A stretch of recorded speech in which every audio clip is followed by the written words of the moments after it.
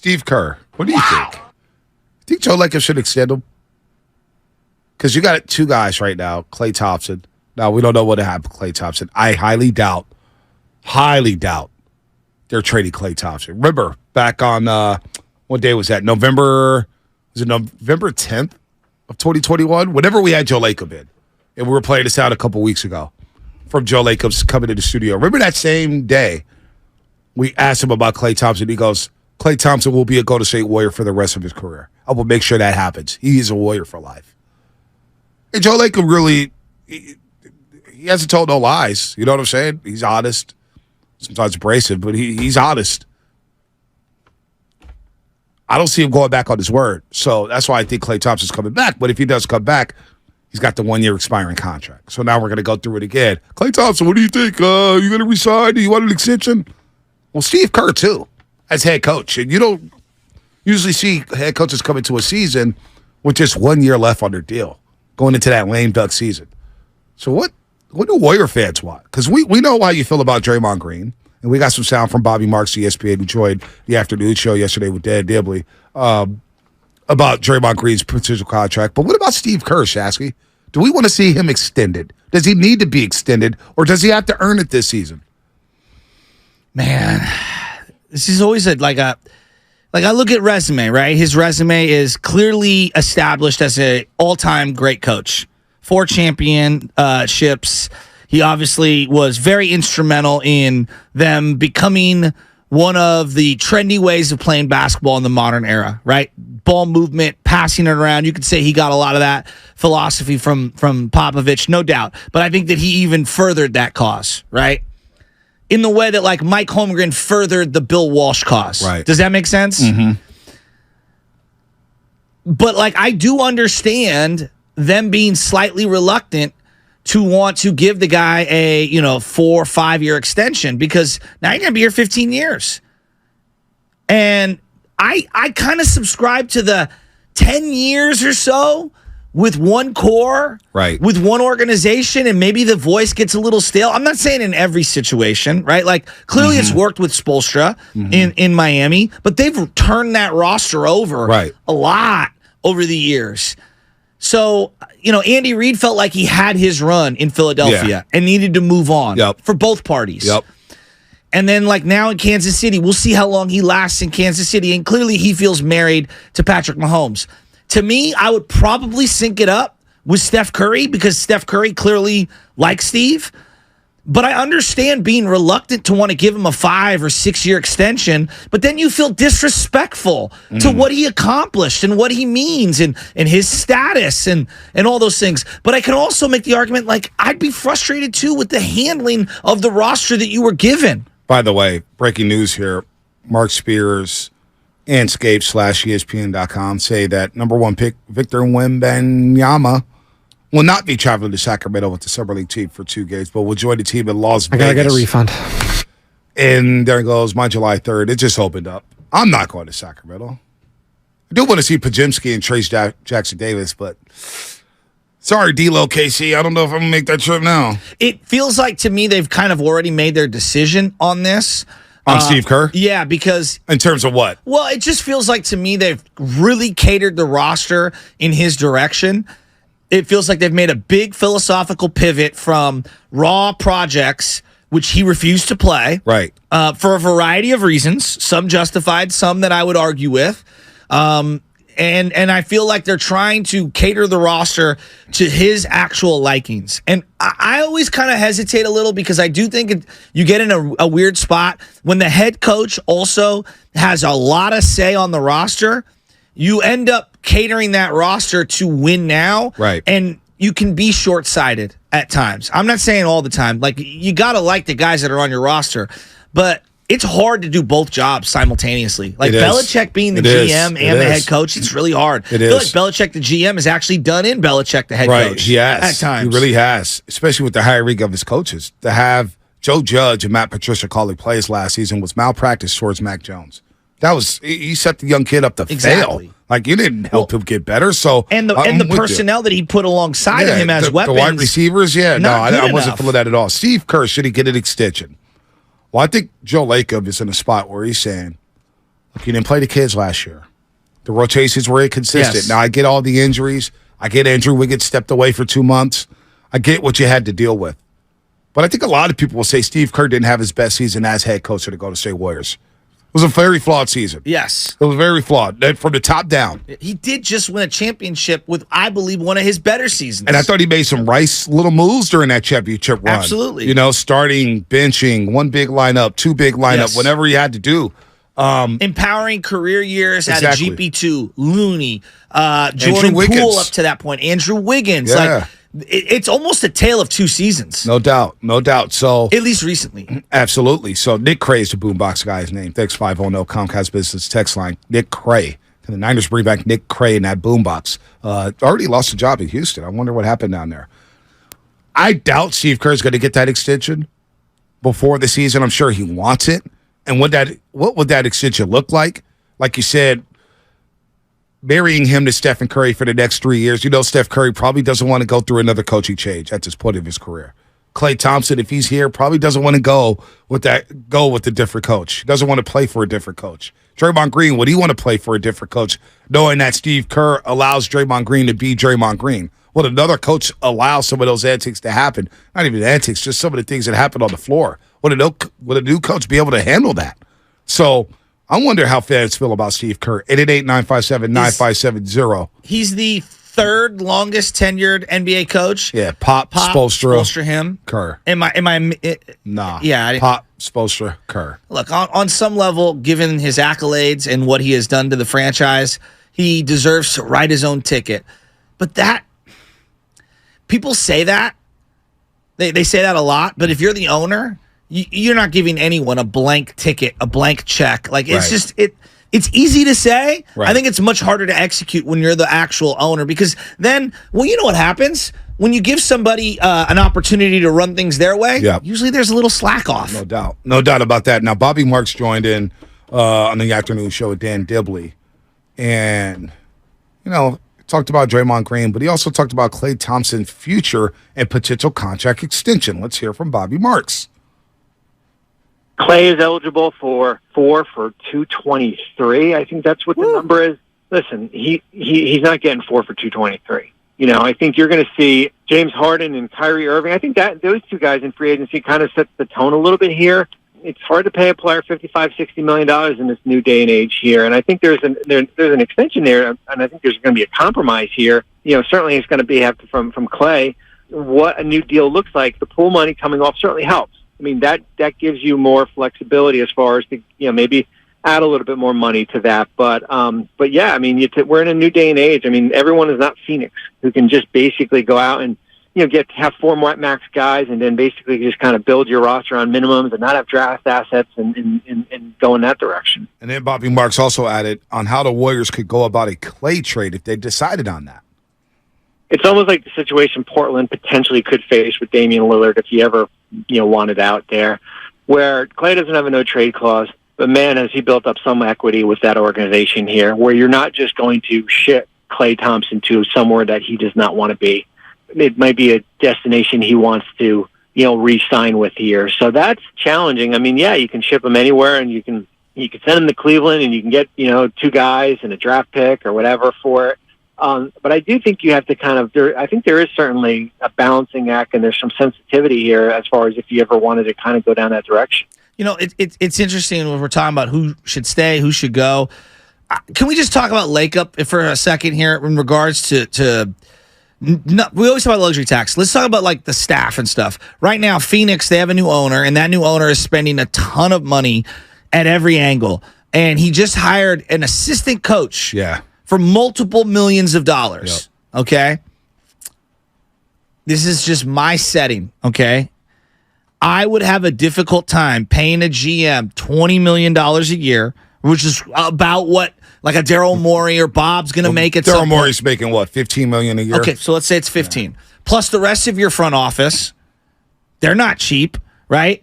You're looking at, like, after you do all the math, and then you got another head coach making $50 million. What do you got? $50 million a year logged into just your coaching staff and front office? Now, maybe that's the norm moving forward. Maybe that becomes the norm for the high-end organizations. That's just a lot of money. You know what? I don't want to get into the money because this guy talks that Joe Lacob said it, and once you put it on record, there's no going back. No, I agree. But would you? Or would there's you going to be a admit- lot of pushback.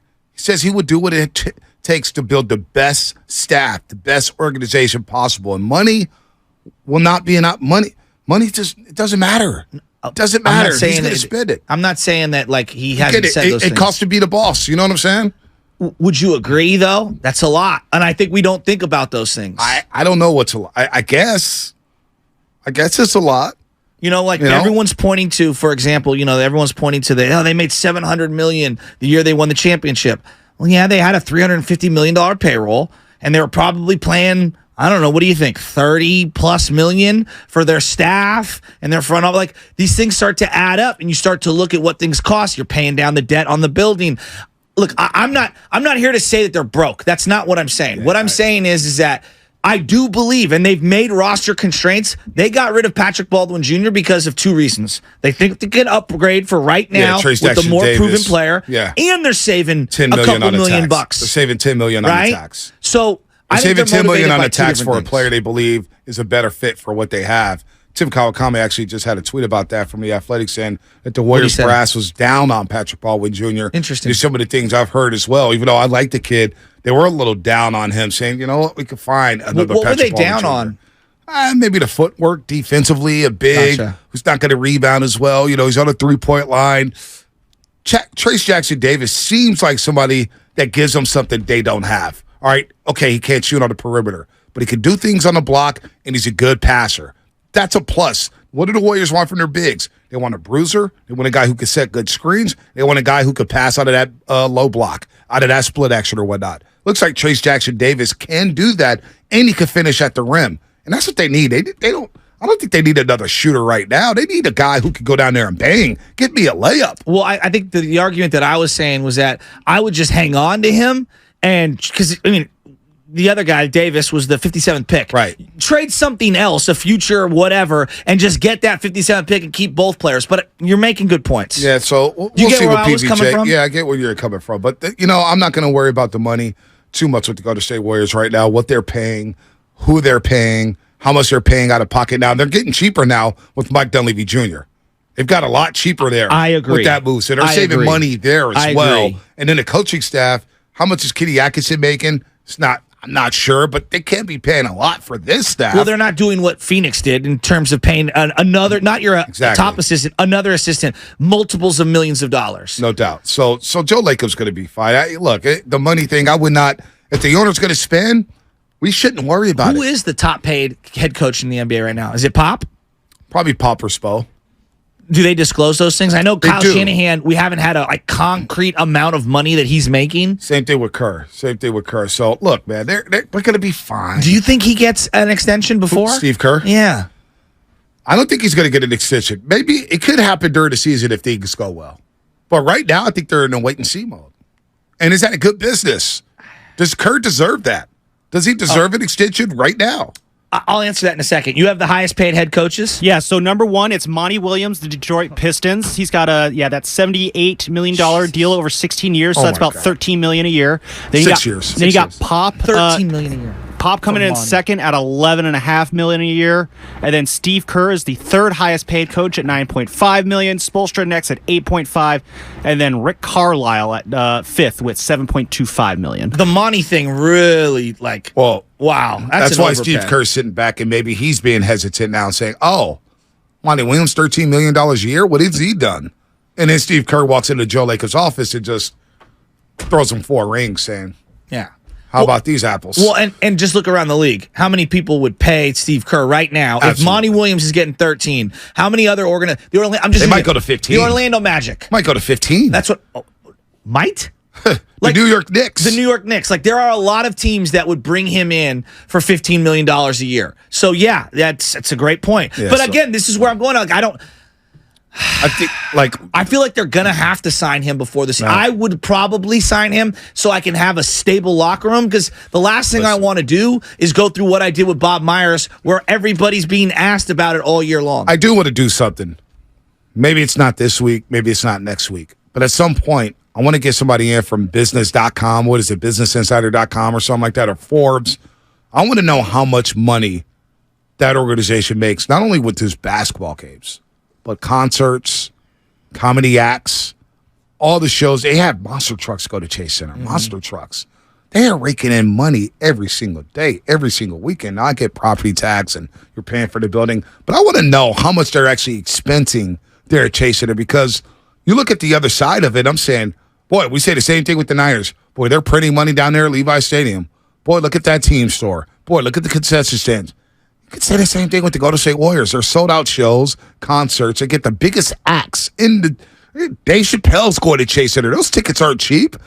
I want to know how much they're expensing and how much they're actually making it, because it's a very interesting conversation.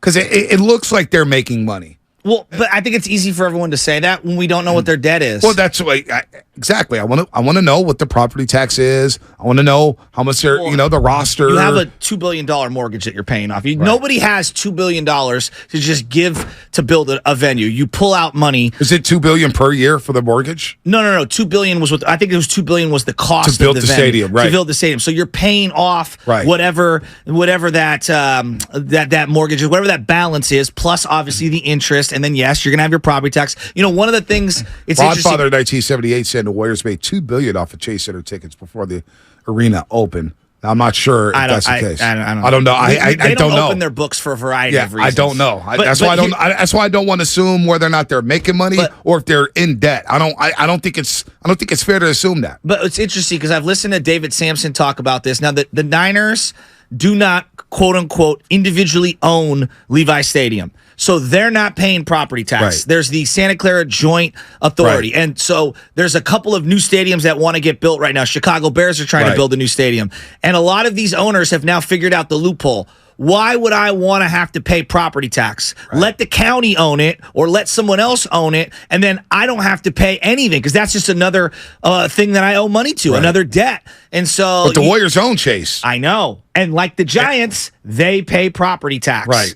Right? And so that's another, deductible. That's another thing that's coming off their ledger. But they own that bad boy. They owned it.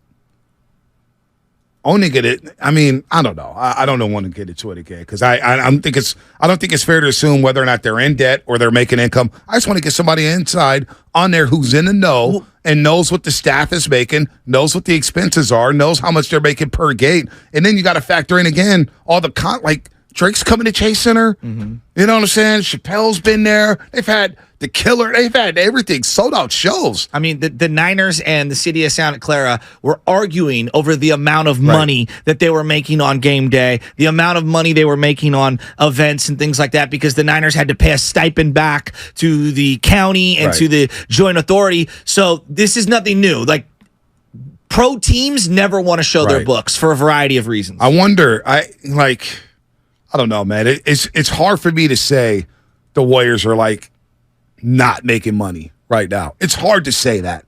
It's very hard to say that from what I see on a day-to-day basis, seeing what's happening around there, hosting other events like March Madness.